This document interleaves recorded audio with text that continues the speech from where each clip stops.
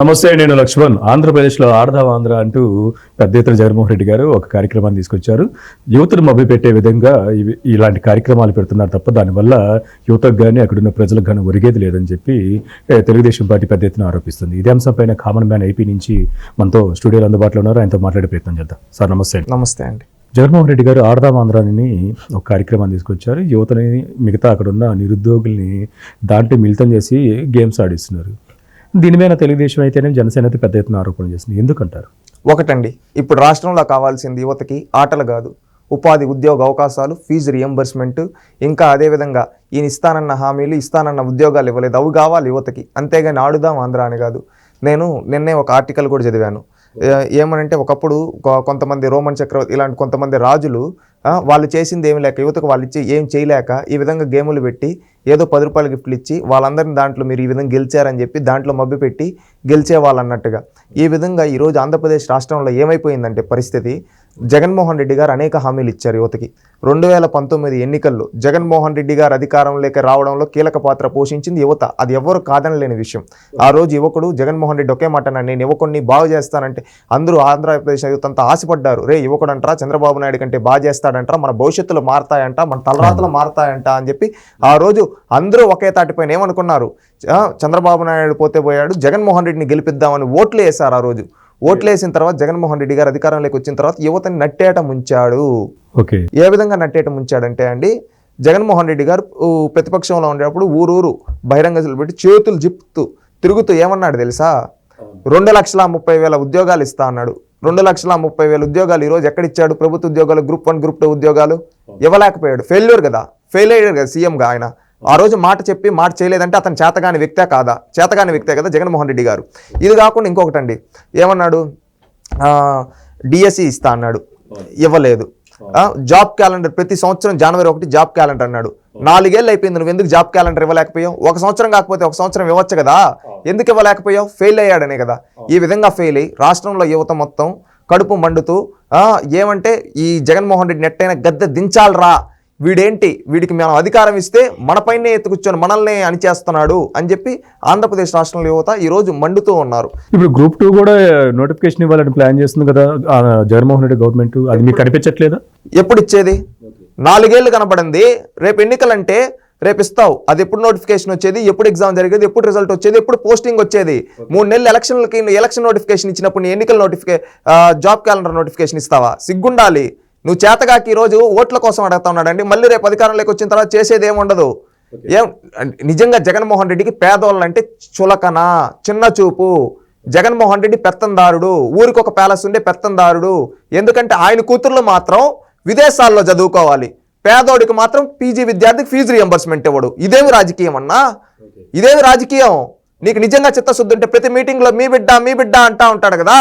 నువ్వు నిజంగా మా బిడ్డవైతే నీ కూతురులను ఎందుకు విదేశాల్లో చదివిపిస్తున్నావు? పేదోడికి పీజీకి ఎందుకు ఫీజు రియంబర్స్మెంట్ ఇవ్వడం లేదు? దీనికి సమాధానం చెప్పమనండి జగన్మోహన్ రెడ్డి గారిని. ఇంకొకటి, పేదోడు 5,000కే ఉద్యోగానికి పరిమితం అవ్వాలి, ఆయన కూతురులేమో విదేశాల్లో పెద్ద పెద్ద చదువులు చదువుకొని పెద్ద పెద్ద ఉద్యోగాలు చేయాలా?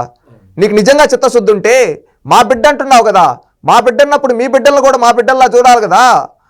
మీ బిడ్డలన్నా ఇక్కడికి తీసుకొని రా, లేదా మా బిడ్డలన్నా ఆ విధంగా ఉన్నత స్థాయికి వెళ్ళే విధంగా చంద్రబాబు నాయుడు గారు కూడా ఉన్నారండి ముఖ్యమంత్రిగా.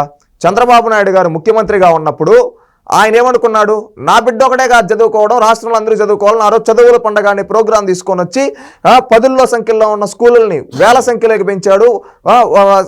10-20 సంఖ్యలో ఉన్న ఇంజనీరింగ్ కాలేజ్, 100 ఇంజనీరింగ్ కాలేజీలు పెంచాడు. విద్యను ప్రోత్సహించాడు ఆ రోజు. ఈ రోజు ఈయన వచ్చి నాడు నేడు అంటాడు. నాడు నేడు ఏం లే, చంద్రబాబు నాయుడు కట్టిన స్కూళ్ళకి ఈయన రంగులేసి, నేను ఆ రంగులు చూపించి, ఆ ఫోటో చూపించి ఫేక్ టీముని పెట్టుకొని గ్రాఫిక్ ఎడిటింగ్లు చేయించుకొని ఆ ఎడిటింగ్లు రిలీజ్ చేసి దాన్ని నేను చేస్తున్నా అని చెప్పి సోషల్ మీడియాలో ఒక పెయిడ్ టీముని పెట్టుకొని చేసే బతికింది. అయితే ఇప్పుడు సచివాలయం ఉద్యోగులు ఇచ్చాడు, ఇప్పుడు వాలంటీర్లు కూడా పెద్ద ఎత్తున రాష్ట్ర వ్యాప్తంగా వాలంటీర్ జాబులు కూడా ఇచ్చారు కదండి. ఇంకా జాబ్స్ కనిపించట్లేదు మీ యువతకి. ఒకటి, 5,000 ఇచ్చి నీ బతికింతేరా, నువ్వు జీవితాంతం నాకు సేవ చేయరా, నేను ఎన్నికల్లో గెలిచేదానికి నువ్వు చేయరా అంటా ఉన్నాడు. ఇదేనా నాయకుడు చేయాల్సిన లక్షణం? ఓకే, నేను పీజీ వరకు చదువుకుంటానండి. చిన్నప్పటి నుంచి నా తల్లిదండ్రులు లక్షలు పెట్టి చదివిపించుంటారు నన్ను. ఏదో ఒక పని చేసి నా బతుకుని 5,000కి పరిమితం చేసి నువ్వు 5,000కే చేయరా అంటావు. 5,000కి ఈరోజు ఈయన పెంచిన కరెంట్ ఛార్జీలకి ఎక్కడికి వస్తుంది? ఈయన పెంచిన రేట్లకి ఎక్కడికి వస్తుందండి 5,000? మళ్ళీ ఇంకొక 10,000 అప్పు చేయాల్సి వచ్చిన పరిస్థితి ఈ రోజు నేడు. నెలకి ఈ విధంగా ఈయన ఇచ్చేది ఇవ్వా? పెత్తందారుడు, ఓట్ల కోసం రాజకీయం చేసేవాడు జగన్మోహన్ రెడ్డి. నిజంగా ఈ మాట ఎందుకు అనాల్సి వస్తూ ఉందంటే, నువ్వు నిజంగా గ్రామాల అభివృద్ధి చేస్తా, ఇవి అభివృద్ధి చేస్తా అంటున్నావు కదా. గ్రామాల అభివృద్ధి అంటే ఏంటి? అందరూ బాగుండడమే కదా. నువ్వు ఈరోజు నీ ఓట్ల రాజకీయం కోసం ఒక వ్యవస్థను పెట్టి 5,000కు వాడి జీవితాన్ని నాశనం చేస్తున్నావు, సమాజాన్ని పొల్యూట్ చేస్తున్నావు.